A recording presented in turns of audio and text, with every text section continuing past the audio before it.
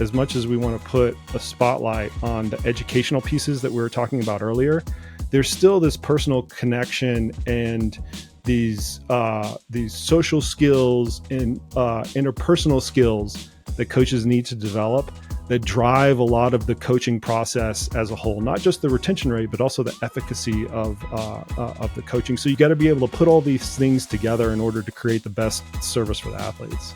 Welcome to the TrainingPeaks CoachCast. I'm your host, Dirk Friel. In each episode, we'll sit down with industry experts to discuss coaching methodologies, the latest research, and leading tools for endurance training. Visit TrainingPeaks.com for more training and coaching resources. On today's episode of the CoachCast, I have three longtime TrainingPeaks coaches, and we will be discussing the business of coaching. This will be a great episode for both new and existing coaches to hear how other coaching businesses work, how much do they charge, where are they seeing opportunities, as well as challenges. Athletes can also benefit from this episode as they learn what makes a great coach and how coaching businesses differ, and also what questions to ask of a potential coach. I hope you enjoy this great conversation.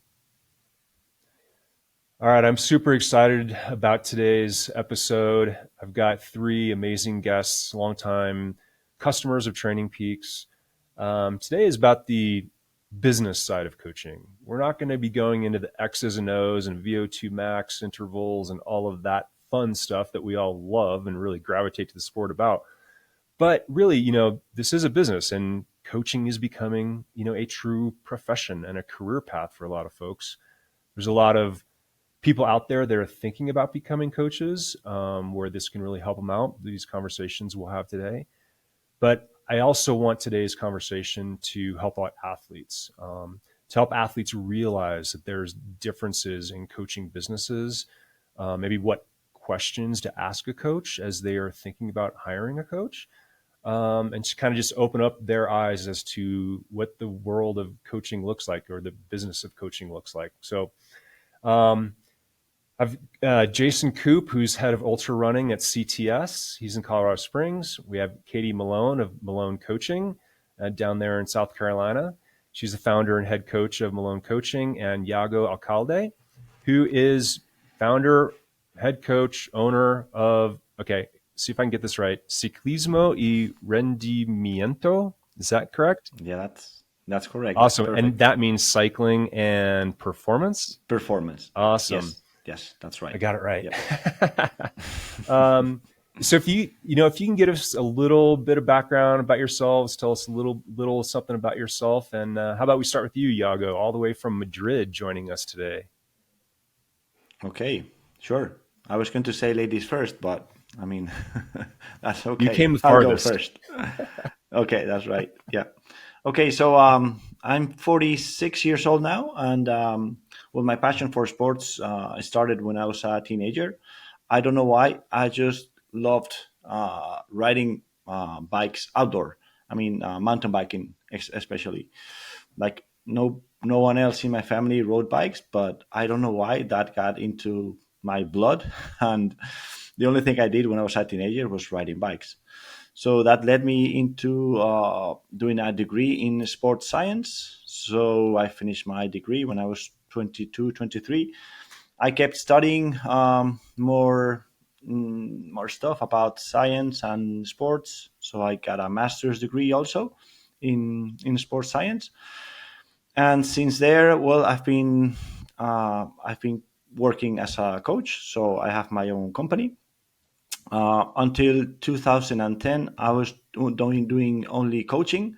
And since then, I also do bike fitting. So my company right now is about coaching and also bike fitting and, well, some aero testing too. And also a big highlight in my professional career was I wrote a book about training and cycling in Spanish, obviously, which has the same name as my website and my business, which is Ciclismo y Rendimiento. So I guess that was the greatest, the best movement I could make in order to have a company about coaching, right? So this book opened a lot of doors and made me a little bit more known in my country. And well, that's more or less my background. Super. And I've been using TrainingPeaks since, I don't know, 2013, Yeah. probably, Yeah. Super. something like that. Awesome. Yeah. Thanks, Yago. And Katie, how about you? Okay. So I started riding bikes with my parents when I was probably like 10 years old. They took me on these pancake rides we used to have in New Jersey. Used to ride to the fire station like 10 miles and eat breakfast and then ride back. And, for a little kid, like that was kind of a big deal. I thought it was pretty great. Then we moved to North Carolina, and once we were here, my parents were like, hey, we're in North Carolina. You can go ride your bike anywhere you want. You can go anywhere. It doesn't matter. It's safe. Good. Have fun.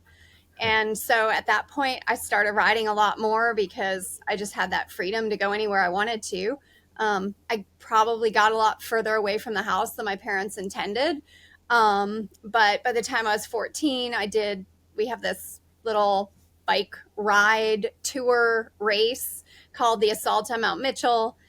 Basically, you go from Spartanburg, South Carolina to the top of Mount Mitchell in North Carolina, the 102 miles. And so when I was 14, I was like, I'm going to do that. Had no clue what I was doing, had all the wrong gearing on my bike.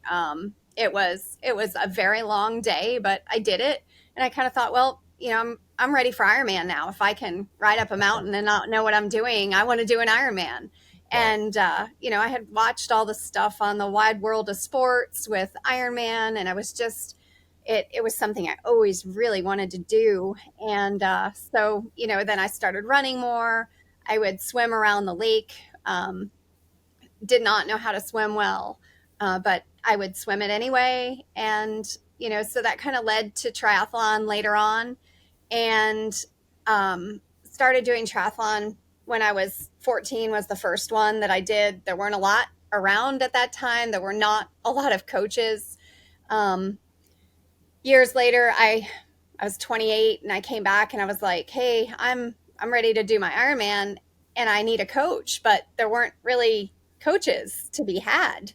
And so I went to the sports science department of Furman University and talked to Dr. Scott Murr, who wrote a book called, it's like, I think it's First Running, and it talks about, how to train for a marathon. But he was the only person I knew who had done an Ironman. And he said, hey, there's a pro triathlete who he can coach you. Maybe he'll take you. And I was like, oh, okay, I guess. And I said, well, I just need help swimming. And he said, no, you're going to need help with all of it. You have to it's all in. And so at that time I met up with, at the time, I think he held the world record in the Ultraman, Peter Cotland. And he started coaching me, and I really enjoyed it. And I raced for quite a few years with him. And I realized that, like, what he was doing was nice. He had a couple of athletes, like maybe 3 to 5 athletes at a time. But I was like, hey, this is, I could do this. People are always asking me, how do you get so fast? And I thought, well, I started coaching people at the office where I was working. I worked for an engineering company. People would always come by my desk. Hey, can you write me a plan? And so I was like, sure, $75. I'll write you a plan. And I mean, I had like a lineup at my desk, and I thought, oh, I could do this like all day long and make a living at it. And so daylight savings time was coming one year, and I was getting ready for my annual review, and I went in and I said, you don't need to do this. I quit. I'm going to go be a triathlete, train full time, be a coach. And they were like, you are crazy. You've lost your mind. That's not a good business plan. And I was like, yeah, but I'm going to do it anyway. Because I always feel like when you step into something like that, you have to make it work. And so at that point, I had to make it work. And so I started to figure it out. I mean, my business has grown really organically. And that was, I think, 2001 or 2002. Okay. So, it's been a few years. Awesome. Cool. I'm still doing it. We'll get into it for sure. Awesome. And Jason, about a little bit about yourself. Yeah, sure. My name's Jason Koop. I'm the head of CTS Ultra Running. I've been a professional coach for the entirety of my professional career. It's the only career that I've ever known. I started coaching in 2001 when I was all of 21 years old and I couldn't coach my way out of a wet paper bag. And throughout my coaching career, I think probably the most relevant thing to this particular conversation is that I've kind of done everything. I've been a personal coach to regular athletes, a personal coach to elite athletes. I've had a huge athlete stable. I've had a very small athlete stable. I've managed coaches and hired coaches and mentored coaches, developed a quality assurance system within CTS for coaching, a coaching education system within CTS for coaching, seen all different types of permutations of coaching businesses. At one time, CTS and TrainingPeaks were frenemies, right? Dirk, fair assertion there, frenemies in the space. No, we're all good. Yeah, we're always all good, but until we adopted TrainingPeaks' technology, we actually, the backstory to that is until we adopted TrainingPeaks' technology, I actually had a hand in developing our own technology that we deployed across our athletes. Similar to Yago, I've also written a book, so we can compare notes about that and how beneficial or detrimental and how much of a headache it is offline. And I have to say that I also have really good podcast ideas, because this particular podcast was going to bring that is up. an iteration of an idea that Dirk and I have had and that it was your idea, kind of working on in the background. No, I give you all the credit. It was your idea. I stole it. I got to it first, and maybe we'll have a redo on your own CoopCast coming up. There we go. No, it's really cool. I mean, each of your businesses is unique, different. Obviously, CTS is very large, probably the largest, one of the largest, in the world. And then, Yago, how many assistant coaches do you have on staff? Right now, 2. Okay. And then Koop, how many coaches are in CTS? So we have 50, and I would say about 15 of them are on the ultra running side, which is kind of where my silo is right now. So you have more coaches than most coaching businesses have athletes. So yeah, very large business. And Katie, how about the size of your, are you solopreneur? Do you have assistant coaches? I am solo. Yeah. Awesome. Well, this I is great. have been most of the time. This is great. I think there's also differences in terms of how people come to coaching.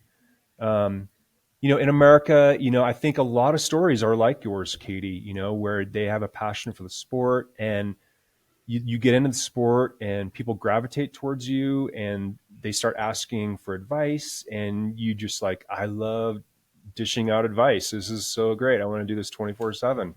And you create that overnight kind of business. I have a feeling, and Yago, tell me if I'm wrong, but I get much more of a sense of an academic-led way of going about becoming a coach in Europe. It's much more maybe science-oriented and more academic focused. You tend to go get a degree. Is that correct? Yeah, it's exactly correct. I don't know why, but I think in Europe we tend to be more academic or search for more like higher level education in order to become a coach. Yeah. But also in Spain, you have people that, they don't have like this degree of studies, and they've just taken like a easier course to become a coach.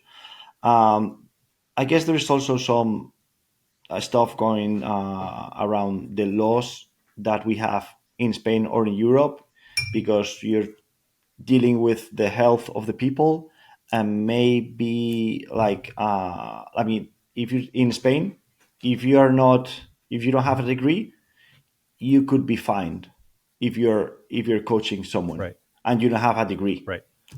No, and I've gotten that sense that it is truly looked upon as a career, as any other career, or you're not a doctor, but you are taking on the responsibility of health of other folks.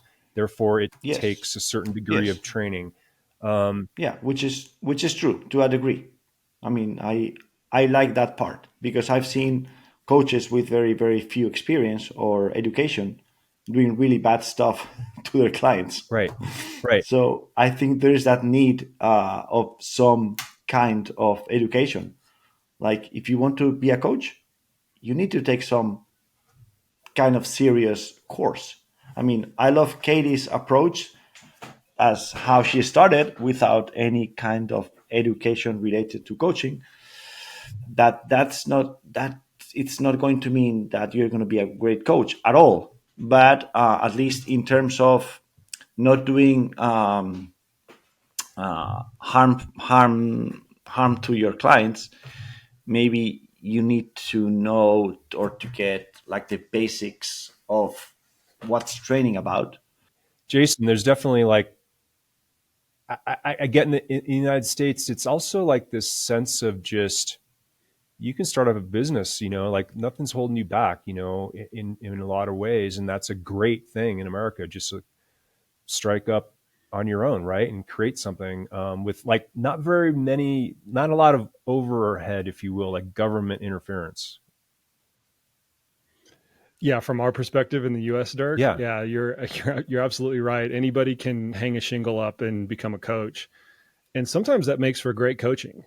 We have a lot of people that come into the industry. You and I have seen this for a long period of time, where they want to be a coach and they don't have a traditional, what Yago would consider a traditional academic background in physiology or biomechanics or some sort of related coaching field, and they end up being quite good coaches. I've hired a number of those people, just like me, who couldn't coach their way out of wet paper bag when I first started coaching as a 21-year-old knucklehead. The opposite, though, is also true. And kind of what can separate the diamonds from the duff is that ongoing mentorship and education, which in the U.S. is kind of hard to come by. And to TrainingPeaks' credit, has been at the forefront of actually delivering a lot of that to their coaching network. But nobody has to do it, to Yago's point. Nobody has to go through any of that, especially in the U.S. Nobody has to go through that continuing education and mentorship and development process. They can own a business, they can have clients, they can advise those clients simply based off of whatever got them into the business in the first place, either their own name recognition or they just got a wild hair up their butt or whatever. And many of those coaches end up having, to Yago's point, a successful business despite what we would call unsuccessful practices or poor practices with a coach. There can definitely be that dichotomy within the marketplace that we can recognize as coaches. So I think it's a good and a bad thing. The fact that in the United States, we do have a little bit more of an open system of becoming a coach, because it allows more people to get into the marketplace, but it also enables people to get in and to stay into the marketplace that really aren't serving the needs of their clients very well, in my opinion. Yeah, I've seen the good and bad of both sides. The bad, if you will, or downside of the European system, I found out, is that the innovation, bridging the gap from the lab to the practical application, is in the past definitely was a gap. A lot of kind of innovation happened in the United States, especially around training with power meters and cycling. Certainly, there are a lot of experts in Europe with power meters in the lab, right? But creating a lot of new metrics and applying it to masters athletes is really kind of where it all started. And that practical knowledge in the field, and then applying that into really TrainingPeaks. We kind of like grabbed a lot of that kind of knowledge base that was being developed in the masters cycling circles and kind of, brought it to the masses via TrainingPeaks. And I literally could not get a pro cycling team in America to use TrainingPeaks. Like, it was all triathletes. Triathletes, number one, would come to TrainingPeaks, and we were 99% a triathlon business. And I was a cyclist at heart. And it took until, and we launched in 2000, it took until 2006 to get, a really high quality cycling team in Europe. Now, a lot of that was because of the culture of cycling and drugs back then, and they didn't want to be open and have, coaches overseeing what they were doing. And there was no responsibility to report back to the team. Once you left the race, you were on your own. And in America, it was different. Going off on a tangent, but our technology was absolutely adopted immediately, but we had a very, very hard time in Europe because it was a very closed system, a very tight-lipped closed system. So Katie, tell us about your background. You mentioned how you came to coaching. Did you go on to get certifications at all? Say triathlon, et cetera, anything else in terms of like education around coaching? Yeah, so for coaching education, um, I did do lots of courses through USA Triathlon. Scott Murr was a great mentor to me at Furman and still is to this day. If I have technical questions that I just don't understand, I have a lot of really good resources in the area where I live that I use. We have a Stedman Hawkins clinic in Greenville. They are a great supporter. They are, I can go to them and get answers within a couple of hours from doctors there. And so, like, basically, building relationships has allowed me to learn a lot. But it's continuous education, and it's not just what I have to have, it's what I know I need. Right. And I think like early on when I, had my first coach and I was racing, I raced at a higher level, which, I guess in some ways gave me a little bit of credibility because people were like, well, if she's racing really well, she kind of knows what she's doing, which isn't always true. I've learned, some people are just amazing, talented athletes. Everything I did, I felt like I really had to work for and I had to learn. And honestly, there are so many books out there that I've read. I have a huge library of triathlon at my house that I refer back to constantly. It's never ending, but really, when it's all said and done, I've learned the most from all of the athletes that I've coached. Athletes teach you how to coach because if you listen to them, they do, that is. Yeah. And I think, I've had beginners that I coached all the way to like people going to the world championships. And you have to alter things and change things. And it's just been I've been constantly learning for the last 20 years. And I have no doubt that I will still continue to learn because things keep changing. It's a good attitude to have. Jason, looked like you had something to... I'm writing down everything Katie said because I appreciate her comments. My background is not too dissimilar. Here's a great story that I can tell now, being a 25-year professional versus a 21-year-old knucklehead. Is when I first started coaching, I had a biochemistry and genetics degree from Texas A&M University, which at the time was one of the most heralded genetics universities in the world. And I leveraged that as some degree of authority within the first athletes that I worked with, that I had some sort of scientific background. And really it was a facade, to be honest with you. It didn't give me any sense to be a coach or any knowledge to be a coach any more so than kind of any other background. I was very lucky. I was very, very lucky that early on in my coaching career, I had fantastic mentors that I just happened to be in the right situation at the right time, where we had the legacy of the U.S. Olympic Training Center here.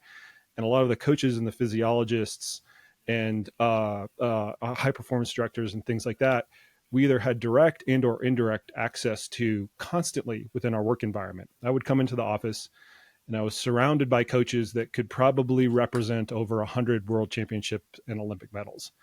And once again, I am not taking credit for that. That is just luck on my part. I will take credit for listening to them. I will take credit for absorbing all of the counsel that they would give me throughout the course of the day, because they could literally hear every phone conversation that I had with every single athlete that I had, and could turn around and look over my shoulder at whatever I was programming and give me advice on the programming. I will take credit for that piece of it.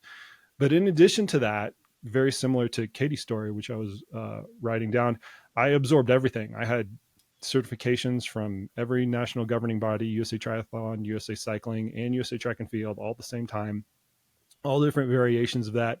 And then all of the one-off, more commercialized versions of this. And I'm not saying that one of those is the golden goose to coach development. I do think that it is a blend of all of it that ultimately will create a great coach.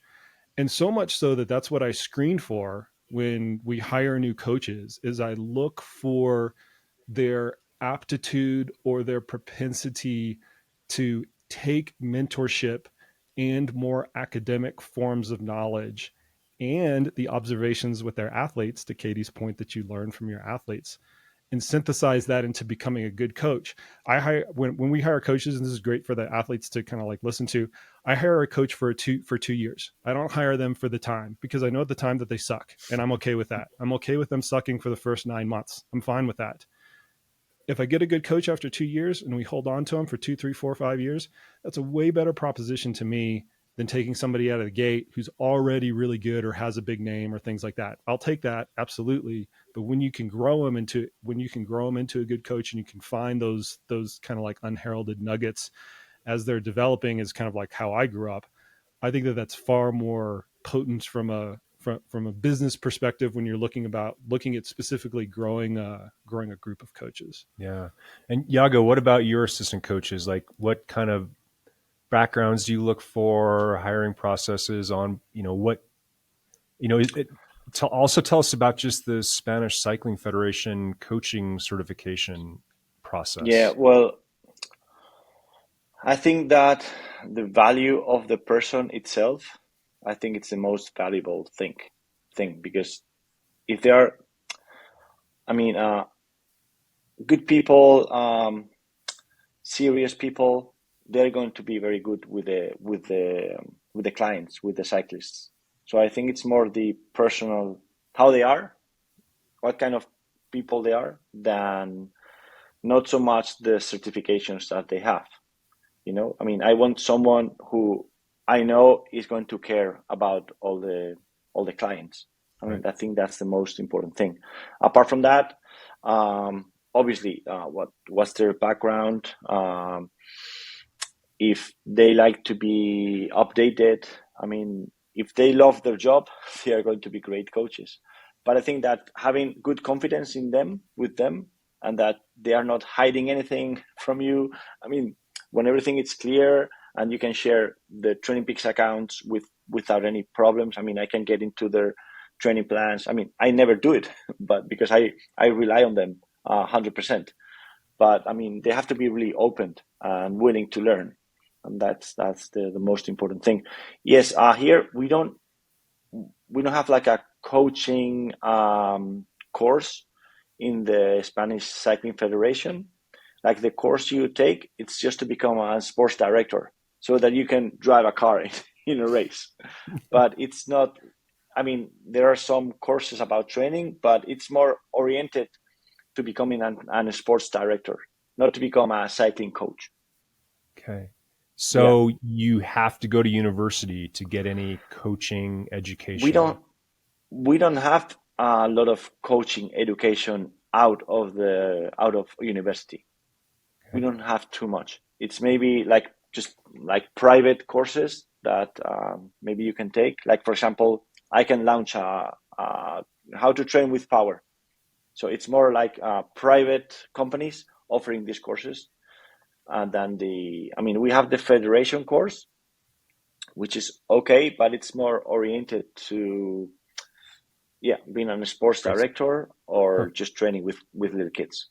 It's not about, if you want to become like a coach, it's not a real good education for that. Yeah. And Jason, on the ultra running side of things, NGB education. Man, there's not anything. So Yago, we can feel your pain, because I can say this, Dirk probably can't, because you have a lot of partners within the NGB system, Dirk, so I apologize. The NGBs in the US, primarily triathlon, cycling, and USA track and field, let's just say they're trying to find their footing with who their customer is. And whenever that's the case, developing coach education and coach certifications, it starts to get confusing, and then kind of underserves the market if you can't initially determine who your customer is. Meaning, is your customer the member base? Are they elite athletes? Are they the coaches? Is it the system as a whole? And I think a lot of the what I would call the degradation of the educational systems for coaches within those NGB models fundamentally has to do with this who's your customer issue that they're all kind of grappling with right now. So on the ultra running side of things, it is few and far in between. And I have coaches who either want to come into CCS and work for us or want to start up their own ultra running coaching business. And they ask me all the time, how do I start? And I don't have anywhere to really point them to in terms of education. There's some very good exercise physiology basic courses. There's a great one on Coursera that we can link to, Dirk, at the end at the end of this, that the former professor at the University of Colorado, Rob Mazzio, put together, that I've had a lot of our coaches go through, that kind of serves the basis of initially getting that base layer of exercise physiology knowledge down. But in terms of translating that exercise physiology into coaching, and then specific into ultramarathon coaching, there's really not a lot out there. I developed a course for UESCA, which is a commercial company here in the United States. I did the majority of their course content specifically for their ultra running coach certification.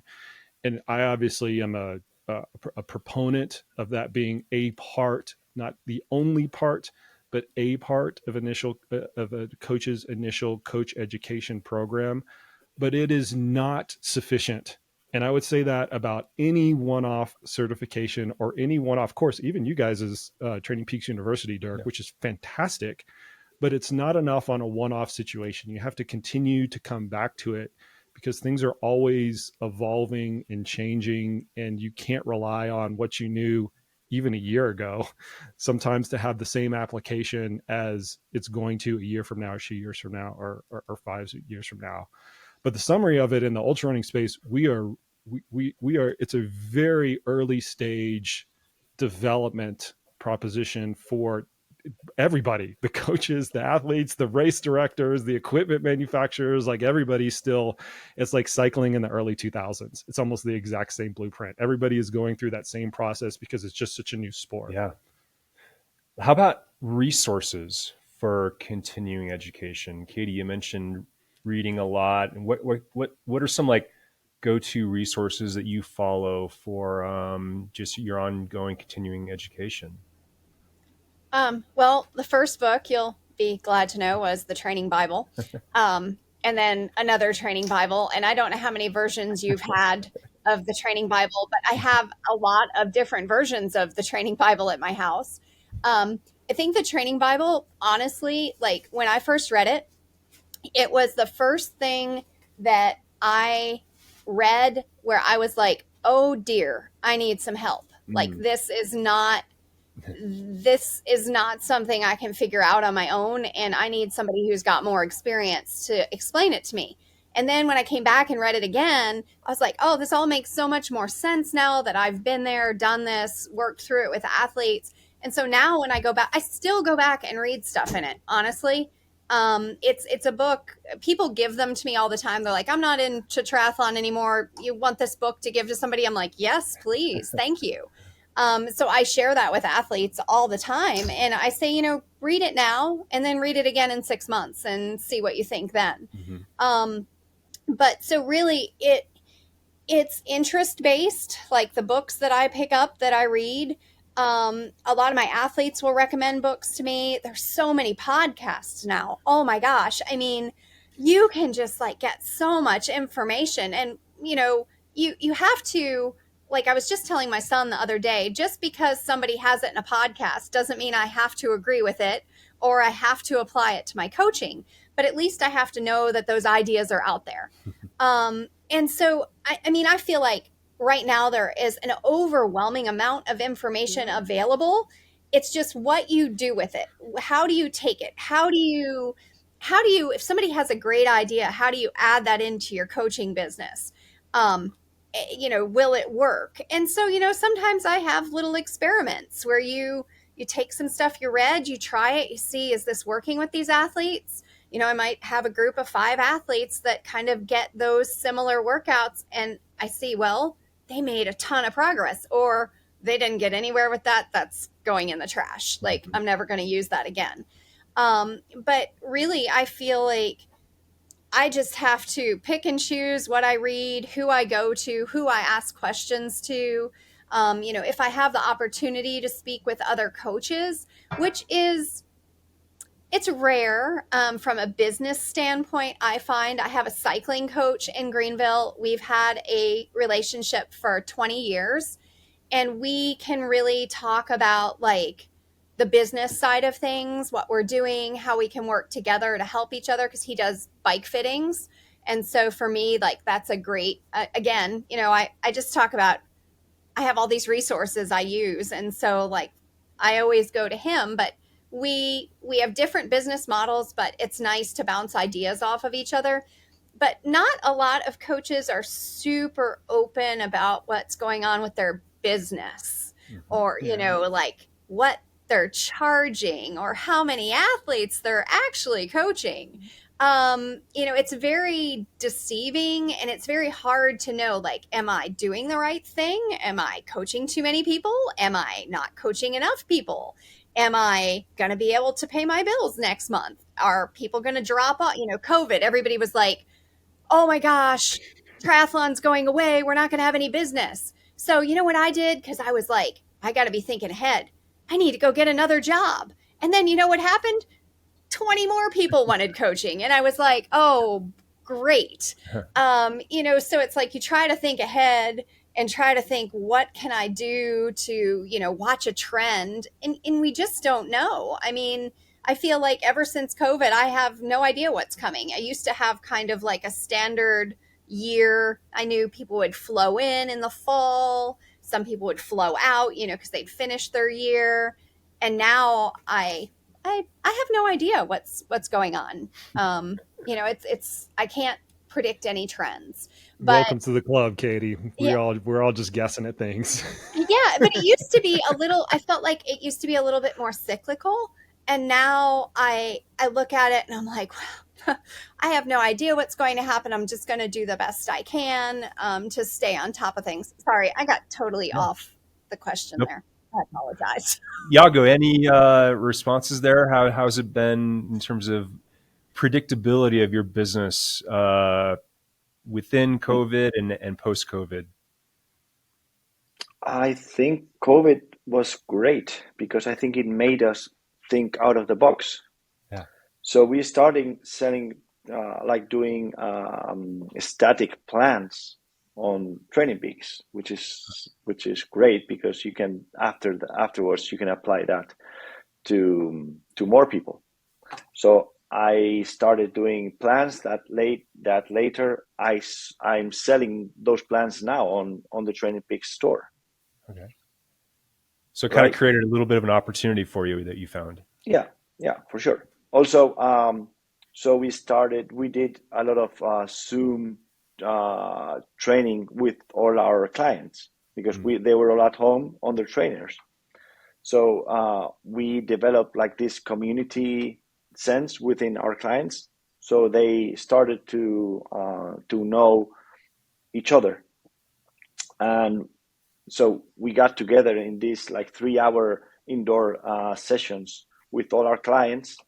And therefore we could do races within our clients. I mean, it was great because it showed us like many new things that we could do with technology and with Swift and all these new technologies.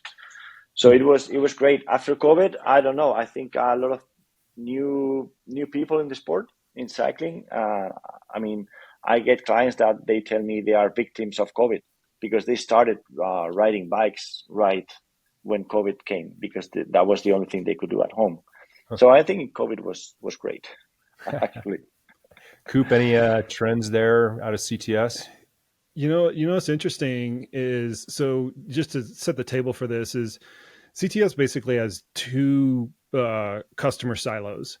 We have our cycling customer silo and then our ultra running customer silo. And I'm going to step back out of my role as the head coach of CTS Ultra Running and kind of give you a bigger, broader perspective, because I think it's important with the coaches we have on board here. So as a company, when COVID hit, we totally battened down the hatches. Like we expected freaking landslides and flooding and locusts and like you name it to like wreak havoc across the entire industry. And we got dinged on the cycling side a little bit, but our ultra running side grew, and it did not grow by a trivial amount. It grew by 12.5% in 2020. And it grew from not a small number either, meaning it did not take onesie twosie athletes to grow the number. We had a pretty big athlete pool, a couple hundred athletes to actually go from. And I attribute that, and that's just with our subscription coaching model. So not what Yago was talking about, where he spun off a different static training program model and was able to monetize it in that way. This is with our traditional month-to-month subscription coaching model, one-on-one coaching with a individual coach, our standard core product. We didn't change that one bit. And it was really just the tailwind of the whole ecosystem, the whole ultra running ecosystem, where everybody is doing well. Like, you kind of can't screw it up almost. People can come into the ecosystem and sell shoes and, gaiters and races and coaching, and you kind of like name it. And as long as you have some reasonable orientation within the marketplace, irrespective of your product or service, you can do pretty well. So we're not going to take any credit for doing anything really smart. And in fact, we got the directional call completely the opposite. And it's been enhanced ever since, to where on the ultra running side, at least, we're growing at a clip of about 10 to 14% annually. When you just look at the subscription coaching revenue, that's continued since the very beginning of 2019 all the way through now. So pretty consistent pattern there. The cycling side, on the other side of things, has been gradually kind of like bleeding off, which is more of an indication of kind of the macro trend, but also we haven't innovated on that side to the extent that Yago was mentioning in offering a different product and or service. So what I took away from COVID is once again, we don't know crap. I can't predict the directional arrow of these things over the course of years, but I have seen patterns in business develop, and those patterns, they might not repeat, but they at least rhyme.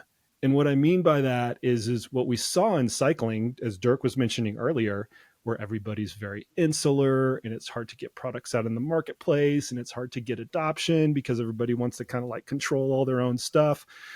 We see that in the ultra running side just 15 years later. So it's going to take another 7 years or so for all that adoption to kind of unfold and for it to be more commonplace. And I actually kind of laugh at it because I've been involved in it for so long, to where I already know, that's part of the story is going to play out in some way, shape or form, but everybody else thinks it's like innovative or new or kind of whatever. I'm like, we've done this exact same thing in cycling and triathlon. It's just going to happen in another sport, maybe not to the exact same tune or the exact same nuance, but to a general trend line, it'll be the case. What are your guys' thoughts around likelihood of hiring a coach? Ultra runner, cyclist, triathlete. So, out of 10 cyclists, how many are likely to hire a coach? Out of 10 triathletes, out of 10 ultra runners? That's a good question. I would say cyclist is the least, because it's easier to train for.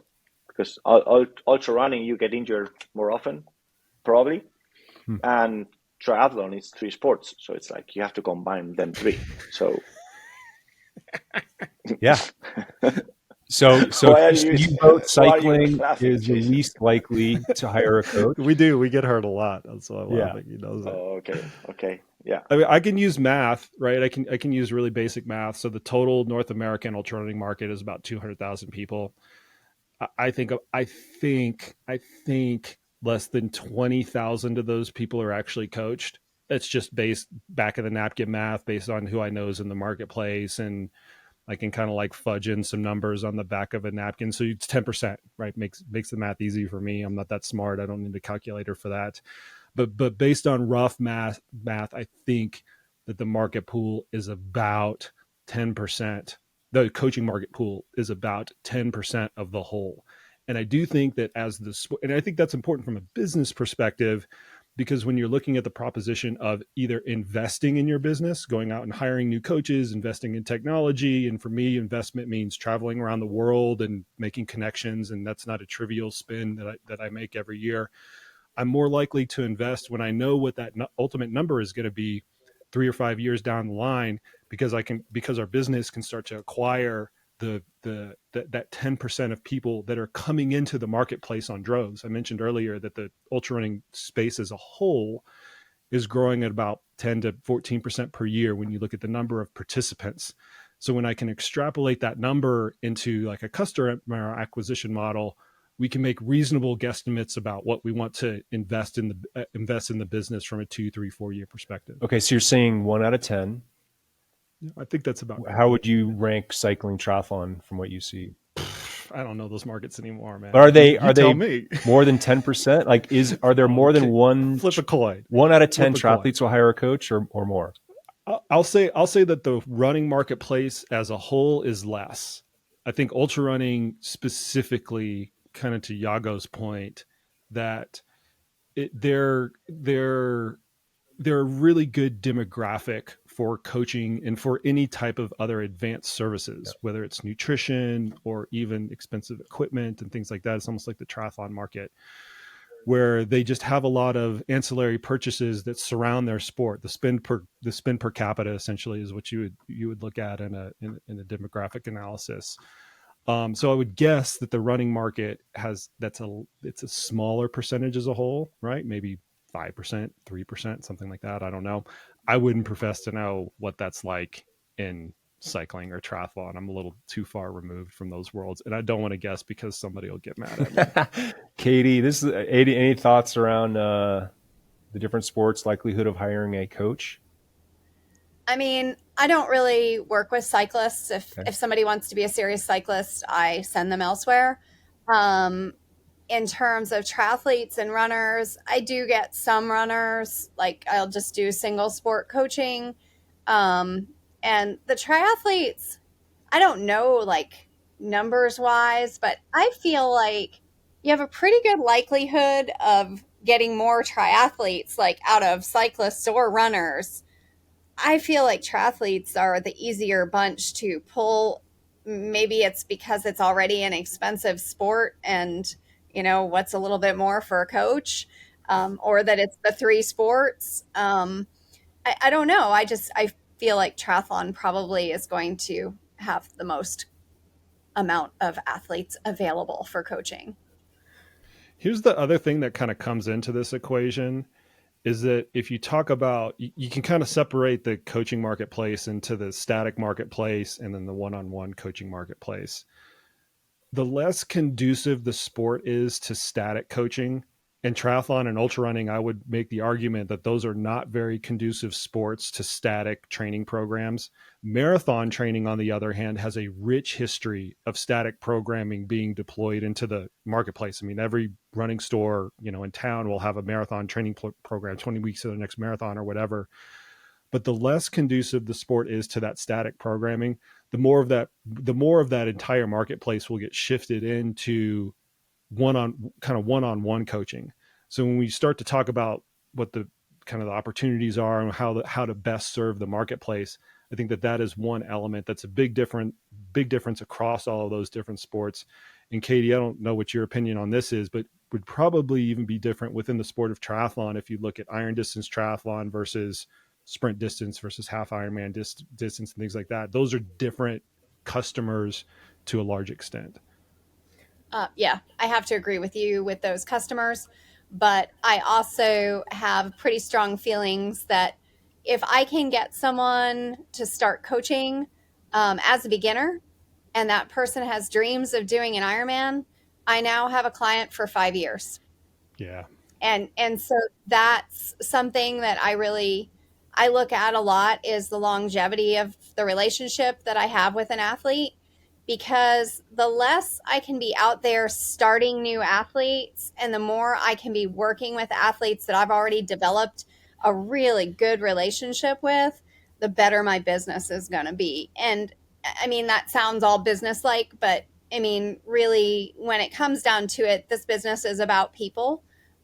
It's always been about people. And sometimes I feel like, beginners are a lot of work. Like, it takes twice as much effort to get a beginner just ready for their first race. But if I just created a client for 5+ years, then it doesn't matter. So anyway, that's just kind of my thoughts on it. That's a really important point, Katie, that we'll probably, client retention Dirk wants to get is into definitely this. on my notes here. Okay, sorry. And I might piss some people off here myself, but I've always thought, through a cyclist mindset, racing 15 plus days a year, right? Long season, I make a lot of gains in the off season, and that's really where I want a lot of great advice is in the off season to prepare me. But oftentimes I see in triathlon, it's about the one and done. It's like I have the one race, my 2 races, and then it's like I don't need coaching anymore. It's like, well, actually, aren't you going to race next year? And this is where we can make the most gains is like, 8 months out. Thoughts around retaining athletes, and are you seeing the turnover? Are you frustrated with that? Or how do you keep athletes on board from season to season? Yago. Yep. I think it's a matter of motivation. So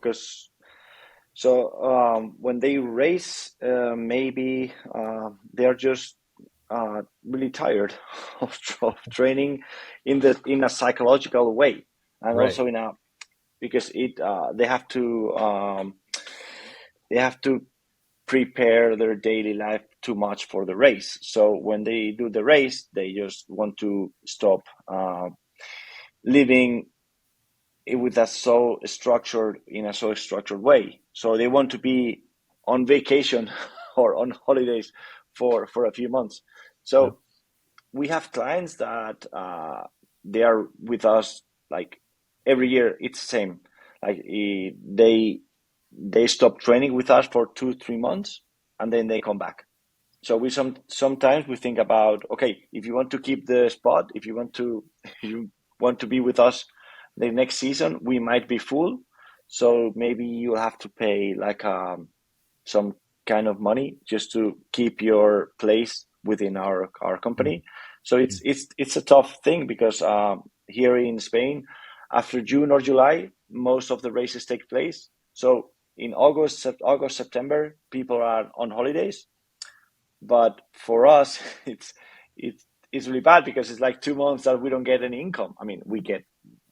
Not everybody goes away, but it's kind of a problem. So I think it's good to have a plan B for these athletes, to have like a lower fee for those months, like and then go back. And that's my point of view. Jason? We've tinkered with that model a lot, that lower fee model or reduced training for your quote unquote off season or whatever. Let me provide a little bit of perspective on this as somebody who's managed both full-time employees. So the company, the CTS engine is responsible for filling up these full-time coaches who have a full-time salary, they're salaried employees, with athletes. And I've managed those coaches alongside independent contractors who eat what they kill, much like Katie and Yago, and now myself. I function as an independent contractor. Several years ago, I was asked to develop a quality assurance system for coaches, and I promise this is going to get to the retention side eventually, but you have to let me get a few minutes here, Dirk. I was asked to develop a quality assurance system for coaches. And so I scoured all of our coaches, all over 50, 60 coaches at the time, started to gather their opinions. And of course, the coaches wanted, and the reason that we wanted to do this is, one, we wanted to be able to tell good coaching from bad coaching, from mediocre coaching, as some way to kind of like stratify it. But we also wanted to tie an incentive program to it. We wanted to incentivize the good coaches for being good. And we wanted a pathway up for the coaches that were not doing so good, so that they had something to shoot for, essentially. So we surveyed all of our coaches, and the coaches inevitably were steered towards, well, I want to be incentivized off of FTP development and race wins. And, if they cat up in cycling and whatever equivalent there is in triathlon, it's some sort of performance metric, right? I want to be kind of incentivized off of that. Well, what ended up coming out of the hopper that I don't take credit for a lot of things, but this one I will, because I had to fight tooth and nail for it. What ended up coming out of the hopper that I insisted on is that we incentivize our coaches off of retention. So we look at all of our coaches, who they have coming up for renewal, who renewed, who canceled. We could rack and stack them that way. And it just and everybody hated it. Everybody hated it. I got yelled and screamed at. People would come into my office and throw things at me and get all red in the face. And, I made a few enemies during that point in time. And I kind of had some serious, like a lot of my good friends right now, we laugh about these things. Everybody was really, really mad at me, but it was my thing. I believed in it, and I believed it could kind of work based on what I was kind of observing behind the scenes. Well, we rolled the thing out, and a year later, and what ended up happening was just what I had expected to. The better coaches, regardless of what other metric that you wanted to use, also had the highest retention rates. So the coaches like myself, our Olympic level coaches that had won any number of different world championships and things like that, they were the ones that also retained their athletes the most. And the singular character trait that we could trace back towards those coaches that were retaining all of their athletes is they just simply cared about the athletes more. And I know that sounds really crass. Yago said that earlier, right? All coaches should care about their athletes. It's a really simple statement, but the coaches at the very top have some sort of visceral, personal connection to each one of their athletes where they would never even use the word client, right? Because they're not on the business side, they're on the coaching side. They wouldn't even use that word because it wasn't in their vocabulary, because to them, every single person that they worked with was an athlete first and foremost. And they were just and they didn't even care what their retention rates were. So I use that story as an example for new coaches. If you ever want a hero metric, you should put this in TrainingPeaks, Dirk. I'm giving you your next, I'm giving you your next thing to include in the technology. If you ever want a hero metric for your business, it should be retention. And if you have that as you might not aim at it intentionally, but if you use that as the outcome measure of everything related to it, you're going to be on a pretty freaking good track. Now, first off, the athletes that are coming into coaching can absolutely use that as an evaluation point with their prospective coaches. I think that's a valid question. How many athletes have you spilled off compared to your entire athlete base for the last 12 months? And not a lot of athletes will think about asking their coach that question, but that is very insightful for how good a coach is and how good their coaching business actually is. From a coaching perspective, the only advice that I can offer to increase your retention rate is just to be the best coach possible and to have that personal connection, because that's just what we have observed over all these many coaches, over all these many athletes, is that the best coaches have the best retention rates, and those are the ones that care the most. Yeah, and I think about it as trust too, building that trust between coach, athlete, and, I as a coach do what I say, I follow through, and being on top of things. So you feel, inundated every day with all the different tasks, but follow through with what you said you would do, with your athletes, I'll give you a great example, by the way, if I can have 60 more seconds. And she wouldn't mind me mentioning this because we're great friends. I'm actually going to see her in just a little bit. So we had a coach for years who I managed. Her name was Lindsay Hyman at the time, and now it's Lindsay Golich, who's one of the head physiologists over the US OPC right now. She's one of the smartest people I've ever worked with in my life. And I've had a lot of colleagues that could coach circles around me, a lot of them. And she's one of them, if not one at the top. She had a hard time with her retention rate. And that's not because she didn't care about her athletes. She absolutely did. She was so good on the technical side, one of the best on the technical side. That's why she runs the freaking Olympic Training Center's environmental physiology lab right now. But for whatever reason, couldn't translate that into a personal connection for kind of a whole host of reasons. So the point of emphasis there, as much as we want to put a spotlight on the educational pieces that we were talking about earlier, there's still this personal connection and these social skills and interpersonal skills that coaches need to develop that drive a lot of the coaching process as a whole, not just the retention rate, but also the efficacy of the coaching. So you got to kind of have it all, right? That's something I mentioned from the onset, from any standpoint. You've got to be able to put all these things together in order to create the best service for the athletes. Totally agree. Yeah. Totally agree. Really important. I love you, Lindsay. If you listen to this, I'll tell her that I mentioned it in a little bit. Doesn't she have a You know, podcast? I'm pretty sure she does. She's been on my podcast. I don't know if she has her own. Oh, Okay. good. I should be I on thought hers. she. Yeah. She's great. I've heard her on podcasts before. Yeah, she's great. She's one of the best. Yeah. I'd love to get into services. Obviously, we've talked about one-on-one. We've mentioned training plans, but yet there's a million other services out there that coaches are offering. Everything from training camps to, bike fits. Yago can speak to that. Percentage of revenue to your business of each, or your top service offerings and how they relate in terms of percentage revenue, to your overall business. So, Katie, how about you? What do you offer, and what's the makeup? Okay, I would say, probably 90% of my revenue is just coaching, month to month coaching with athletes. I do open water swims that I open up to the public for a small fee, where I actually put together workouts and do coaching during those. So it's not like, hey, just come swim, good luck. We actually have workouts. I make people swim in pairs and clap hands and just do all sorts of silly stuff. I make them pull each other on paddle boards with a rope around their waist. I mean, I just try to really make it fun, but also so that by the end of it, if they come to all of them, like I do a series every year, if they come to all of them, they're going to be a really good open water swimmer by the end of it. So that's something fun that I do. I do some camps.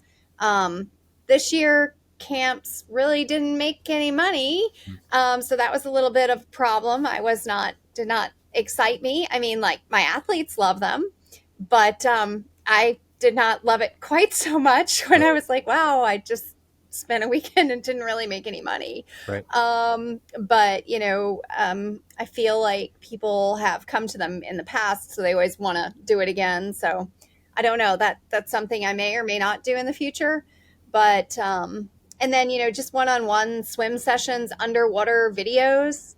I do quite a bit of that. I have an endless pool. I drop the video in. I do a quick analysis and then write up what, and this is a lot of times for people I don't coach, but it's a great way to pull people into coaching because it gives them a little bit of experience working with me. But the underwater video, it's so amazing to see how you swim if you've never seen it before. Yeah. So I do bike sessions, just teaching people like how to shift. Again, sometimes those are athletes that I'm already working with, who are on the monthly plan, but sometimes I'll just do a one-on-one with somebody, who needed that. And a lot of times those people turn into monthly athletes. What do you charge for the monthly? Monthly is, I'm charging $250 now, okay. Which I feel like I used to always charge $200, but finally I was like, everybody else who has half the experience I have, they were charging like $350. And I was like, well, gosh, I have all this experience and I guess I need to charge a little bit more.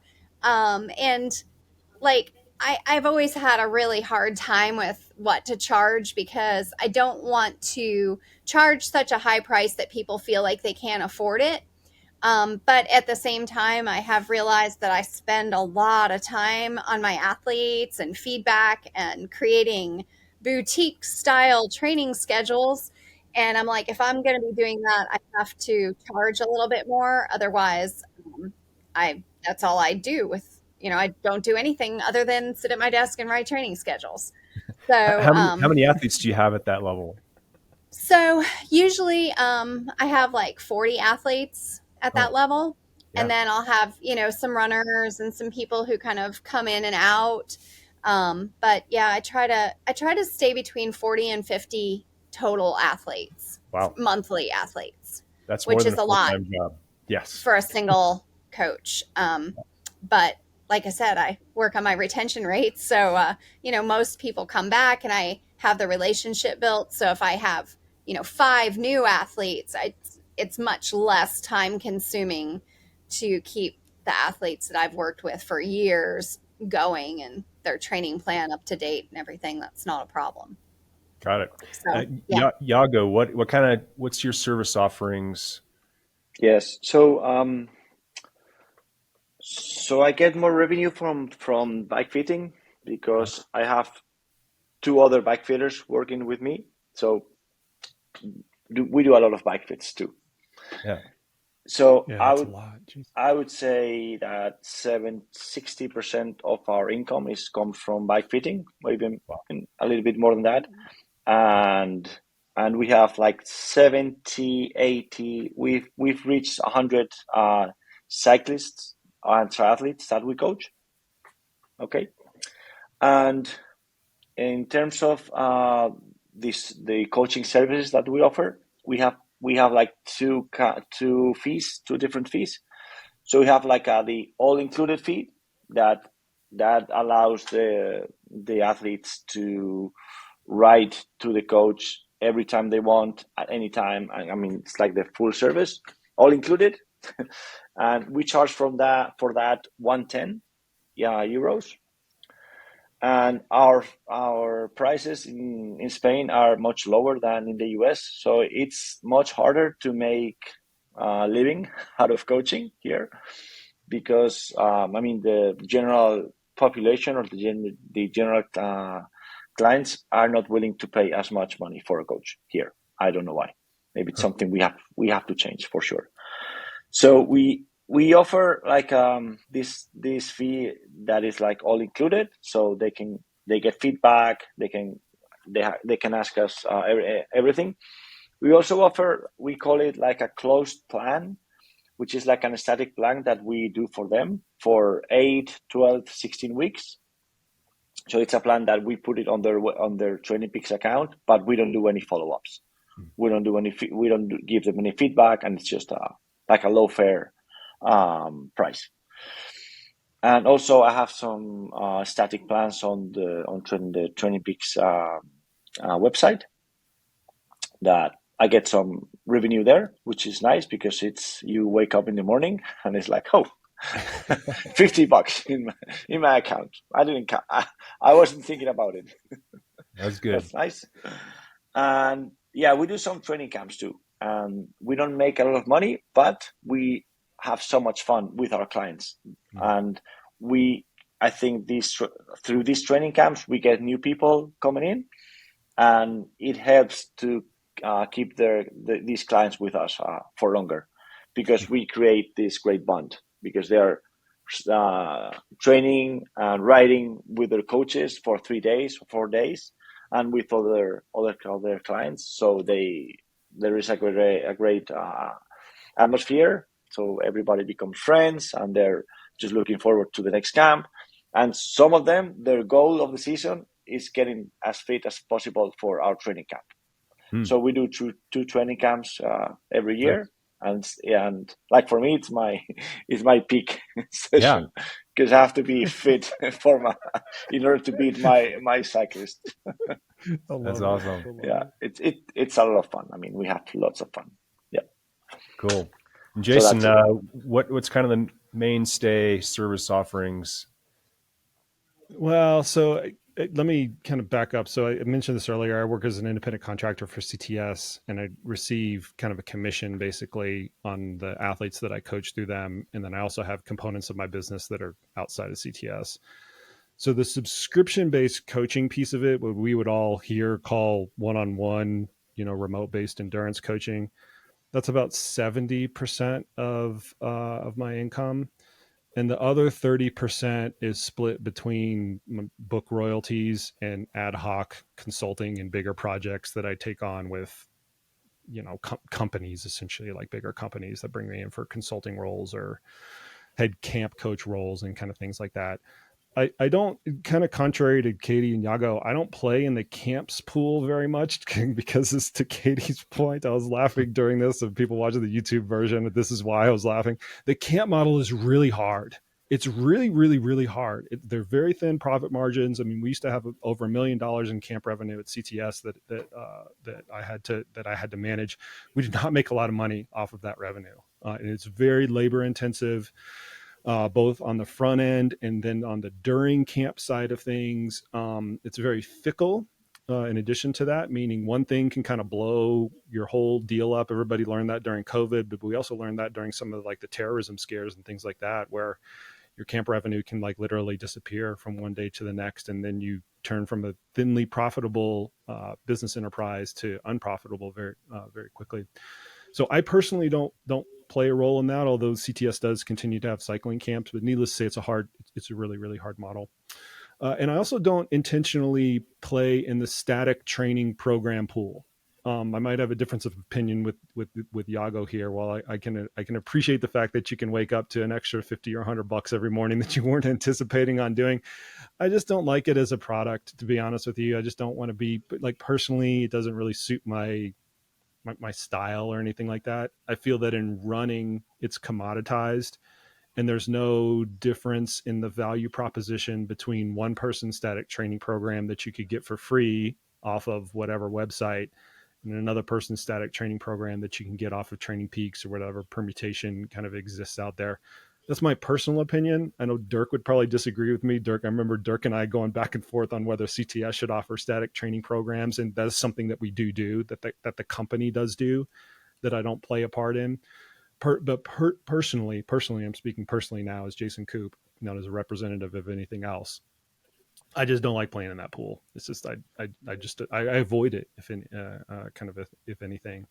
So that's the way it breaks down for me. It's a lot of coaching and then a little bit of the book royalties and kind of intangibles that I end up running into every year. And on the training plan side of things, I think a lot of coaches can find it to be a good funnel.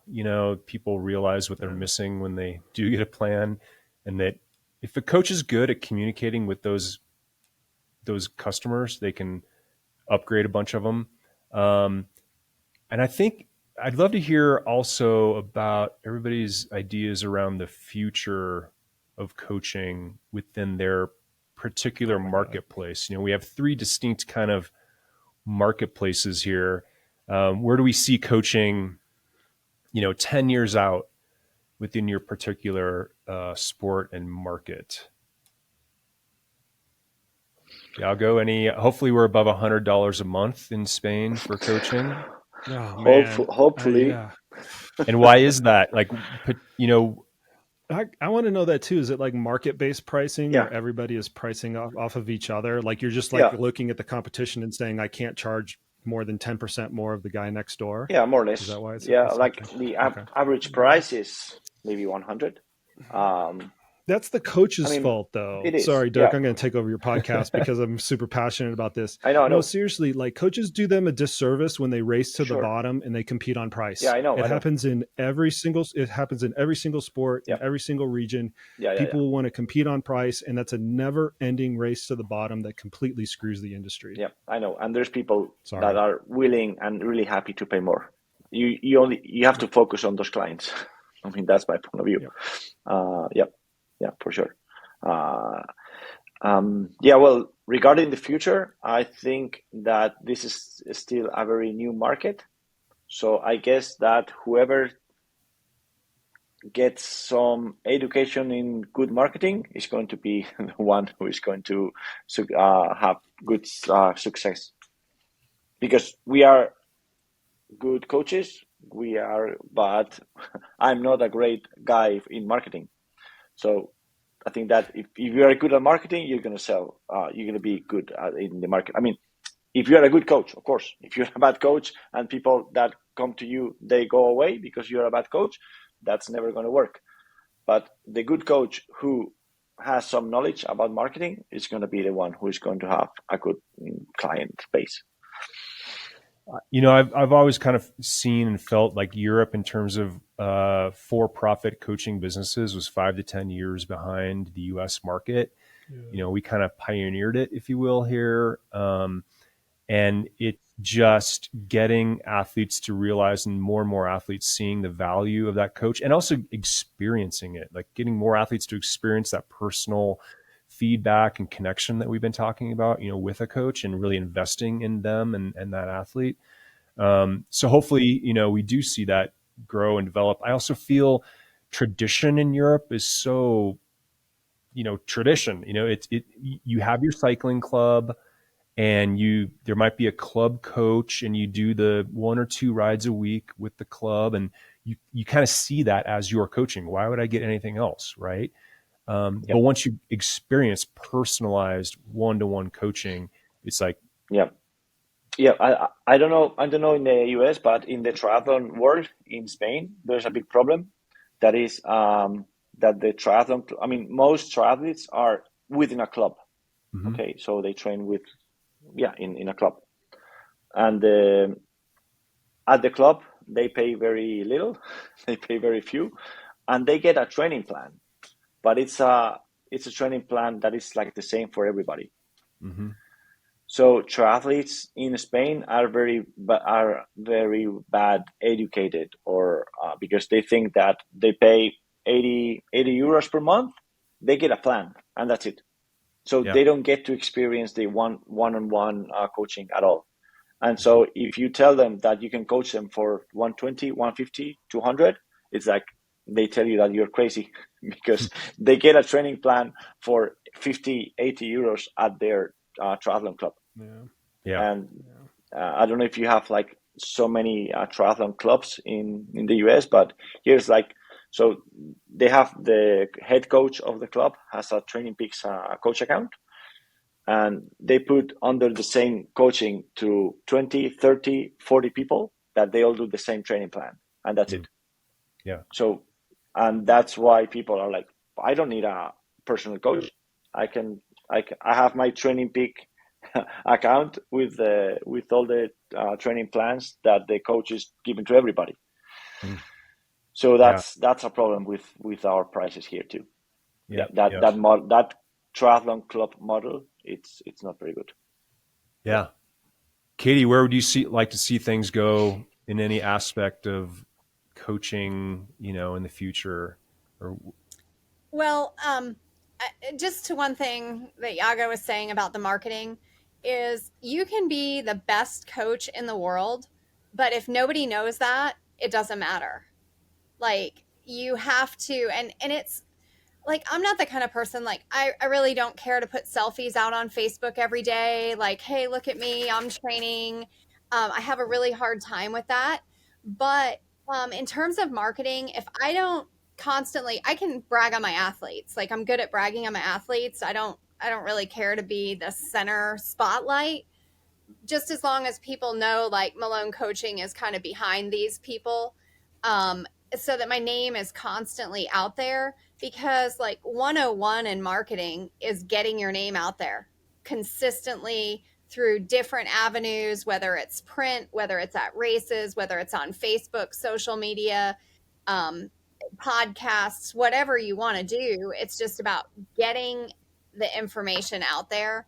And so I really think that I have to up my marketing game in order to stay in the game. Because if I don't, there will be some new coach who is just great at social media marketing who will come in and take my business from me.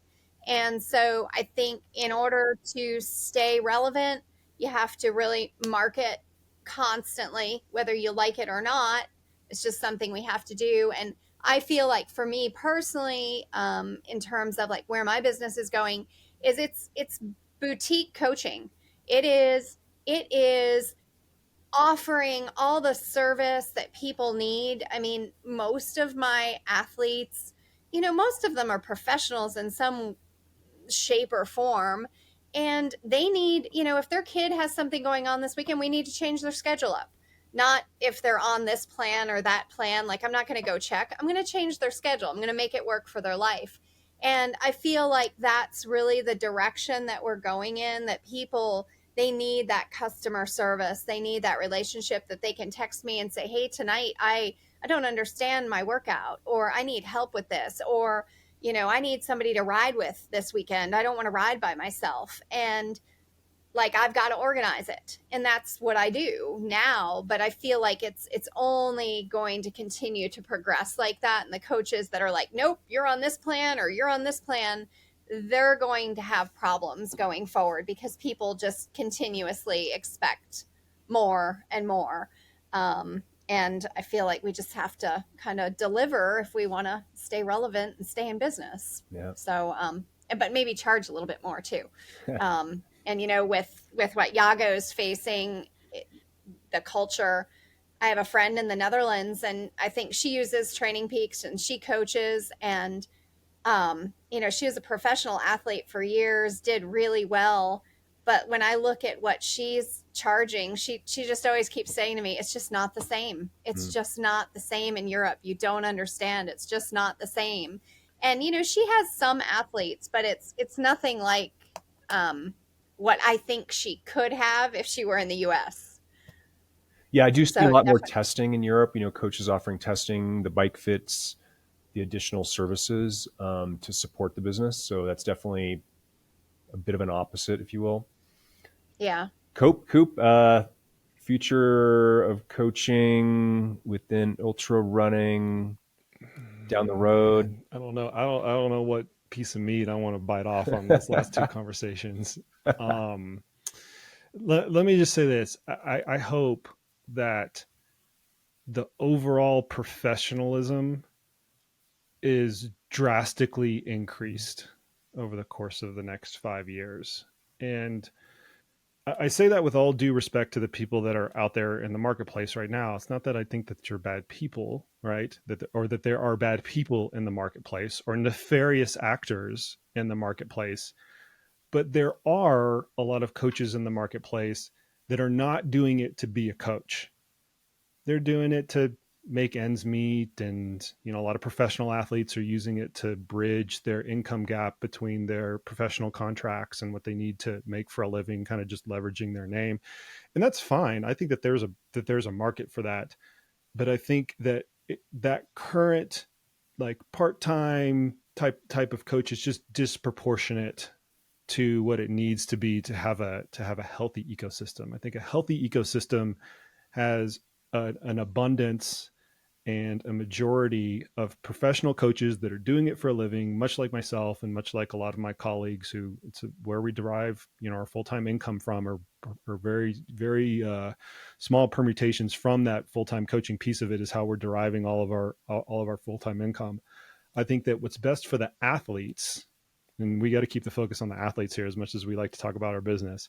What's best for the athletes is when we have full-time, dedicated, professional, high-quality coaches that are working with the athletes as a whole, because that raises the entirety of the ecosystem. Now, that doesn't happen overnight. And we saw that in the early 2000s with cycling. Dirk and I were, you know, front row witnesses to this, where once the power meter came along, everybody could hang a shingle up on their house and call themselves a coach because they had an instant way to peer into what was going on at a workout level with an athlete. That catalyzed the part-time, I'm going to do this as a side hustle type of coach. And once again, there's nothing wrong with that. But what I'm saying is, if you want a healthy ecosystem, you have at least a majority of full-time professionals in that healthy ecosystem that are doing it for a living, because it raises the tide of everything else that everybody else is doing. As an anecdote to that, to kind of draw on my personal experience, whenever I evaluate coaches, Katie mentioned that she coaches 40 athletes, which is ironic because that's kind of our standard as a full-time coach, 40 coaches. When I look at this over long periods of time with many coaches, with many athletes, it's about an hour per week per athlete. Not every single week with every single athlete, with every single coach. But when you broaden the lens out over like 2 years and all the athletes that you work with, it's about an hour per week per athlete. So we use this 40 number as kind of a rough full-time coaching load number, and kind of revolve the orbit of the rest of the business around that in part. When I evaluate new coaches coming in, I take that equivalent. So if they tell me that they've been coaching for 8 years, but they've only been coaching 20 athletes, that's 4 years of experience in my book.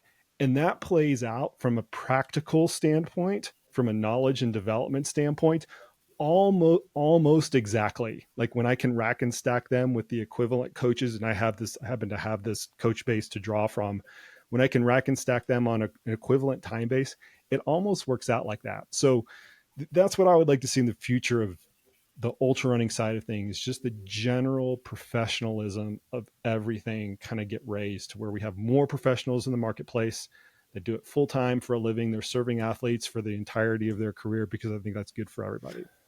Awesome. This has been amazing. I should do this several times a year with different coaches, get different ideas going and learning from each other. I think for me, I'd love to see more, coaches interacting with each other. We've had Endurance Coaching Summit in the past. We had 2 of those in the UK. We've had a couple here in Boulder. Hopefully we get back to that. We haven't had any in person since COVID started, but we are now rekindling TrainingPeaks University. I know we're having one in the UK and one in Holland coming up, I don't know, in a few months.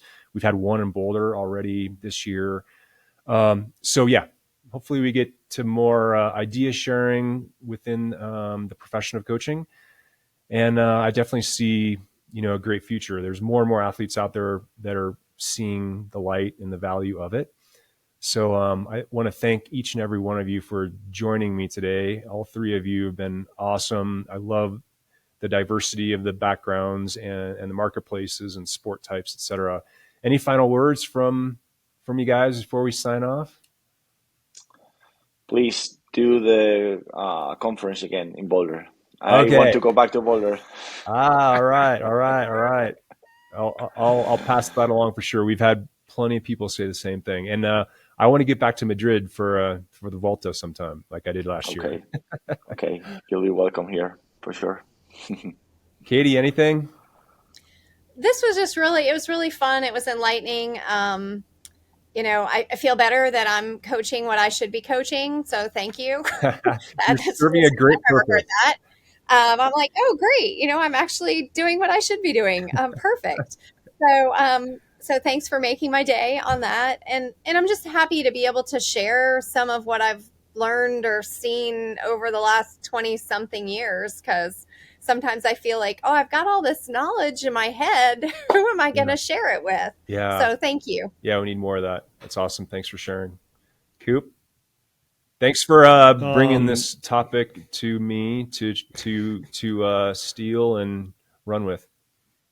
That's okay. I'm going to add interest onto your tab for what you owe me on the back end of this one. I mean, to ping off of Katie's point, for all the coaches that are out there listening, because I gather a lot of coaches are going to be listening in on this podcast with pretty buzzing ears. Don't be afraid to reach out to people and ask for advice. Because it is a complex or an industry where you can throw a shingle up on your roof and you can sit in your basement like I'm doing right now in my office, and you can just look at TrainingPeaks and files and things like that and not interact with people all day, doesn't mean that it's the best thing for you. Your colleagues are suffering the exact same questions that you are. To Katie's point, they are thinking along the lines of the exact same things. Am I coaching enough people? Am I charging enough people? Am I delivering the right type of service? And you don't know that until you get yourself out in the marketplace and you start to experience all of those things. And that's one of the biggest things with TrainingPeaks' conference. So kudos to you, Dirk. I really appreciate the quality of the presenters that you guys have. But from my perspective, I'm an old grizzled coach that's been doing it for 25 years now. I get more out of talking to my fellow colleagues, 10 times more easily, just by going around the room, talking to people about their business. What are they doing with their athletes? Have you tried this new piece of equipment, or what did you that networking piece of it in a day and age and era where we can all just sit in our freaking basements and work is immensely valuable. And to my point of raising the professionalism, it's a big part of catalyzing that raise in professionalism is actually going out in the field and meeting people. All right. Here. Thanks so much. This was first of its kind. So thank you so much for coming on board, and have a great rest of your day, and look forward to connecting with you guys more. Thank you. Thank you. Bye-bye. Thanks for listening to the TrainingPeaks CoachCast. Visit trainingpeaks.com for more training and coaching resources.